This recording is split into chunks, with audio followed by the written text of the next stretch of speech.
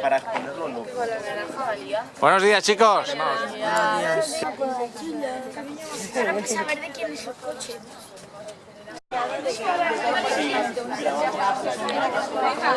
Mostrar a los alumnos de nuestro centro que todo lo que aprenden en el colegio luego lo tienen que exportar a su entorno y a su vida ordinaria, ¿no? Como los niños tienen que ser también agentes del cambio social y por lo tanto, pues bueno, durante estos días nuestros alumnos están conociendo todas las instituciones, entidades, realidades que forman un barrio y creamos que la MT, pues bueno, es una realidad importante y enraizada en los diferentes barrios de la ciudad de Valencia. Gracias pues, al transporte público se conectan realidades, se conectan barrios y qué mejor que mostrar a nuestros alumnos qué es lo que la MT hace y cómo pues bueno, tenemos que fomentar también el uso del transporte público, ¿no? Y gracias al programa y al proyecto MT Escola hemos podido apadrinar este autobús que tenemos aquí detrás, este flamante y nuevo autobús que como veis pone apadrinado por el Colegio Nuestra Señora de los Desamparados. Es pues una gran alegría para toda la comunidad educativa poder participar en este proyecto de MT a la Escola.